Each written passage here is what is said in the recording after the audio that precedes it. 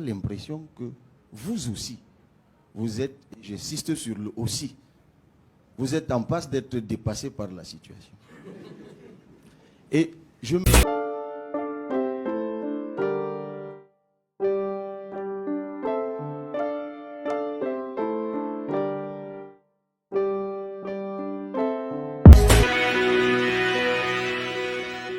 Il est permis d'interdire un député de parole.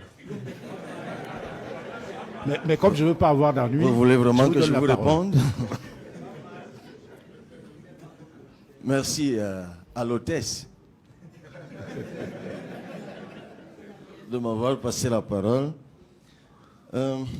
Monsieur le ministre, déjà, chaque fois qu'un membre du gouvernement va au front, moi je l'en félicite toujours, surtout un ministre des Domaines. Lorsque j'ai été élu député, je me posais une question à votre égard. Je voulais me rassurer que vous étiez conscient de ce qui régnait dans votre ministère. Parce que comme vous-même vous l'avez dit, vous êtes revenu 30 ans après, mais vous êtes même revenu du ministère de l'Agriculture, qui est très demandeur du foncier. Et à titre personnel, étudiant, je vous ai connu comme inspecteur général au ministère de l'Enseignement supérieur, donc j'avais une petite idée de la personne. Et je me demandais, est-ce qu'il est même conscient de ce qu'il y a dans ce ministère? Depuis l'Assemblée nationale, moi j'ai la réponse. C'est oui. Vous êtes conscient. Dans votre propos, ça ressort. Quand vous parlez de codification des délais, des tarifs et autres, de restauration de l'éthique, c'est que vous êtes conscient de ce que tout le monde dit, que ce qui règne dans ce ministère est juste proche de l'enfer, en termes de corruption. Mais ce qui me chagrine, monsieur le ministre, c'est que j'ai parfois l'impression que vous aussi, vous êtes, j'insiste sur le aussi, vous êtes en passe d'être dépassé par la situation. Et je me dis, si vous aussi vous êtes dépassé, vous, monsieur Yeba, ici, que j'ai connu sous d'autres cieux, si vous aussi vous êtes dépassé par cette affaire, finalement, qui pourra la régler? Je préfère m'arrêter là, parce que sur cet aspect, moi je voudrais juste vous entendre sur un point, celui de la propriété coutumière. Vous avez évoqué toutes les étapes, le dossier technique, le dossier administratif. Vous-même, vous le savez, c'est une gageure bureaucratique, l'obtention de ce service public qu'est le titre foncier. Mais sur la question spécifique de l'immatriculation directe, que vous n'avez eu de cesse d'évoquer, de ma modeste personne, qui suis descendant de mes ancêtres, qui se sont donné la peine de conquérir pour leur descendance que je suis des terres.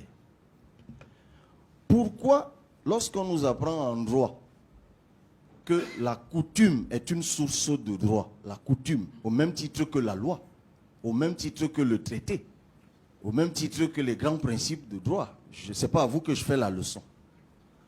Pourquoi on noie la propriété coutumière, source de droit, dans la propriété coutumière, dans la propriété légale, celle qui est assujettie à la loi?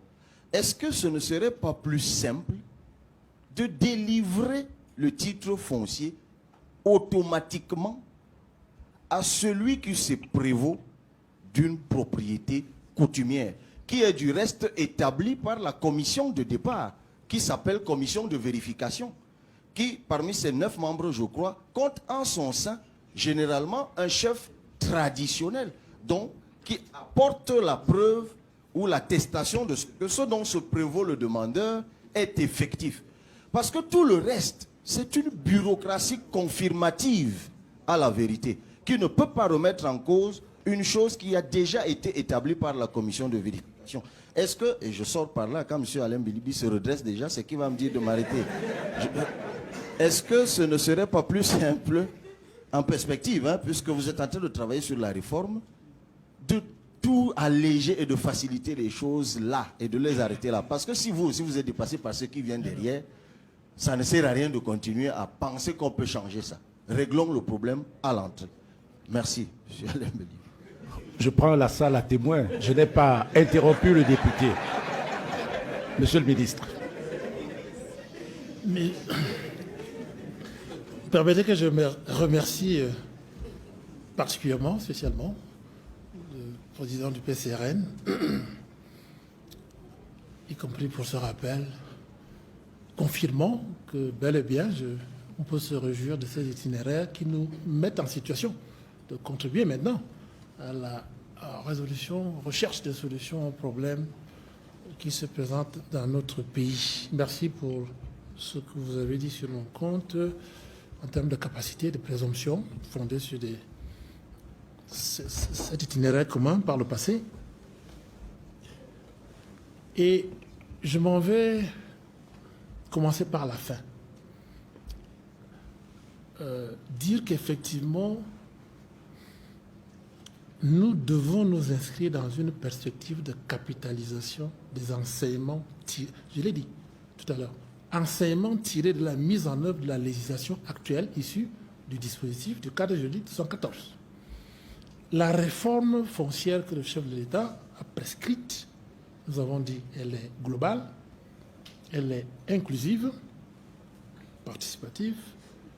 C'est pour précisément prendre en considération l'ensemble des contributions et chercher les meilleures voies pour le nouveau régime foncier et domanial.